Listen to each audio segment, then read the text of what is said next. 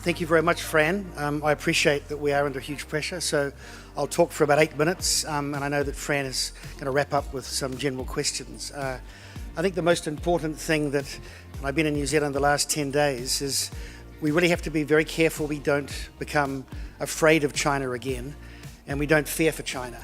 And both those things seem quite strong, both in political circles and in business circles. The first is to be afraid of China.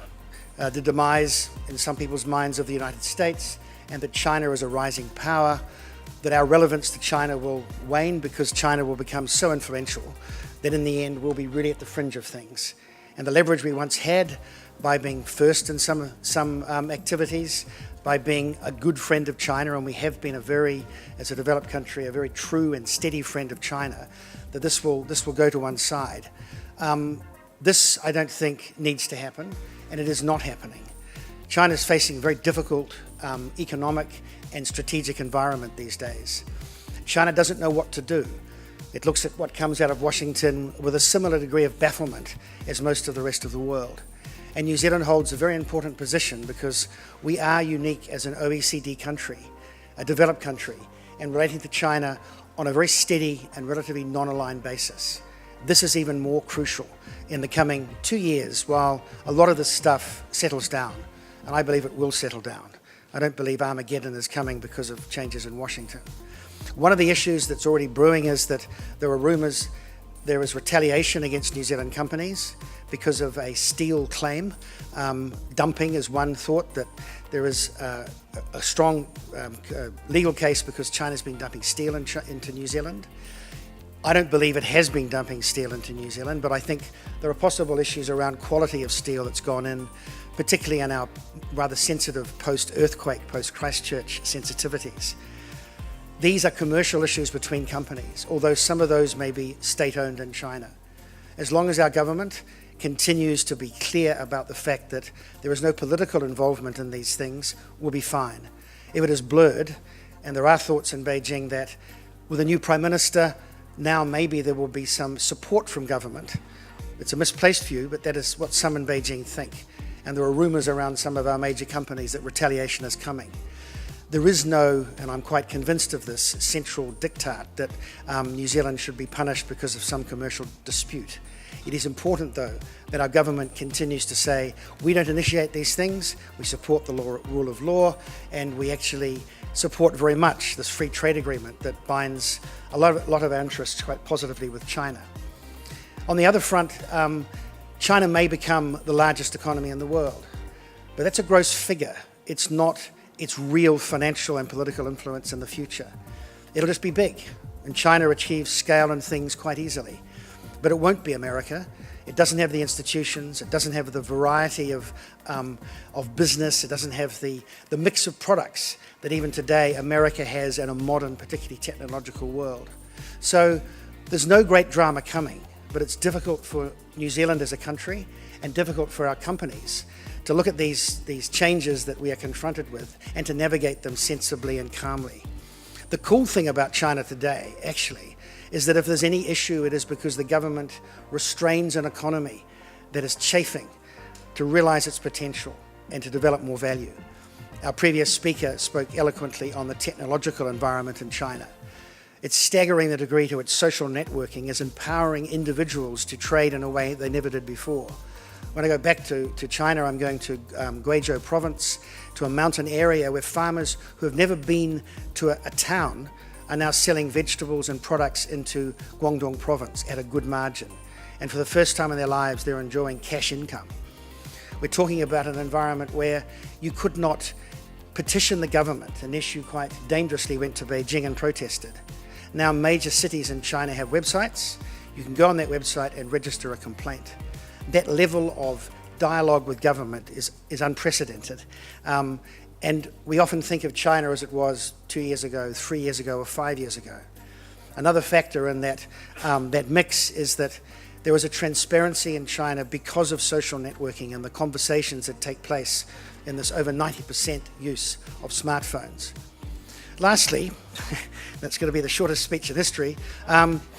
One thing that we all worry about going to China is IP. And many of our clients, although we manage investments, we also hold companies going into China. They have very sophisticated, very hard-won IP. Last year, 90% of all foreign plaintiffs in China that brought cases against Chinese entities for IP violation won their case in Chinese courts. Over 85% of those collected under the awards. And it took an average of 5 months. In New Zealand, it would take you 7 months. In America, probably 10 months. Australia, 8 months perhaps. So this idea that you are naked and you will lose your IP, that you are vulnerable, is a bit of a myth and can be an excuse for a lot of our very good technology companies, even if they're in engineering or even food products, from going to the market. There's no need to be afraid of that market. Now there are far more protections than there were before. So we take a positive view on the economy going forward.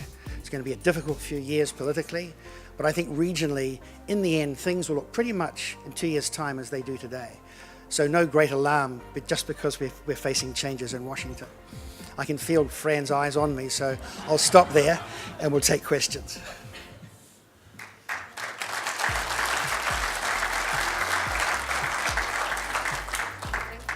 Is this going?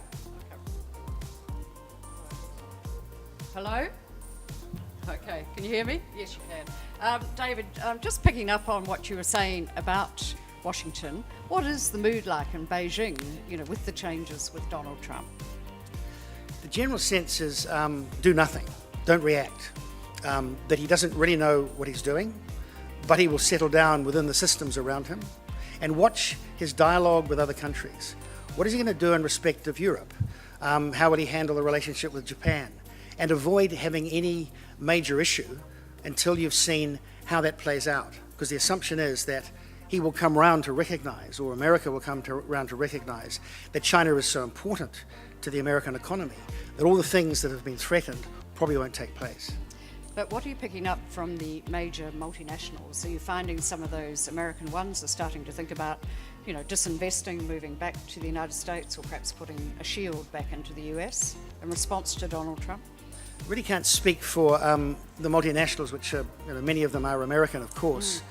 But for Apple, for instance, which is America's largest company and depends hugely on production in China through Foxconn, who make all the iPhones and other items that Apple sells, to disentangle that, to break that down or even shift the core of that somewhere else is actually commercially and physically impossible unless you have at least a year to do so. So my sense is right now everyone is waiting and watching. There's not a lot of activity or movement. And what about border tariffs, border taxes, that sort of thing? I've seen analysis that even if Donald Trump puts on a 45% tariff, in the end, by the time it goes through the American system, by the time it goes through a Congress that is a free trade Congress, it'll come down to less than 10%. And even that, the Chinese will have many ways of retaliating without themselves establishing tariffs on American goods. And when almost, I think it's over 50% of exports into the United States come from American-owned companies, the domestic lobby alone, I think, will restrain that. So again, the view is it probably won't happen, and people are watching. So we heard earlier today from the commercial councillor that the Premier Lee is due to visit in the next little while. I mean, what is the kind of message do you think that New Zealand should be sending in this sort of quite volatile international space? I think the first message relates to what I said in my speech, which is government is not taking a position on commercial issues. The reason being that America has used steel, Europe has used steel as a way of retaliating against Chinese interests where they felt the trade imbalance was too great. It's been a very political lever. And if you looked at the actual cases, in most situations, China was not dumping. But it was basically broached as such on both sides, from Europe and America. These claims failed under the WTO. It's very important that the New Zealand government's clear about what is commerce and what is politics. The second thing is we have alliances. We're part of the Five Eyes Alliance. There have been recent manoeuvres, naval manoeuvres in the South China Sea, talked about as being related to keeping shipping free. we've got to be very careful going forward, because it's probable that America will demand much greater demonstrations of loyalty through alliance than we are accustomed to extending. Not because we're not loyal, but we pick and choose those things we back. We didn't go to the Iraq War, for instance. At the moment, Australia is in a very bad position because of its historical relationship with the US. That's a fine line. It's probably what Bill English doesn't say that's going to count most, rather than taking any too firm a position. Because on the other side, if we're seen to dump our traditional allies, China will see us as untrustworthy. So they value old friends, they value those that value old friends. So it's going to be a very difficult balance to keep. I'm quite confident, though, that the government is well informed enough that they'll keep that balance. Thank you very much. That's a very thought-provoking address from you, David. Thank you very much.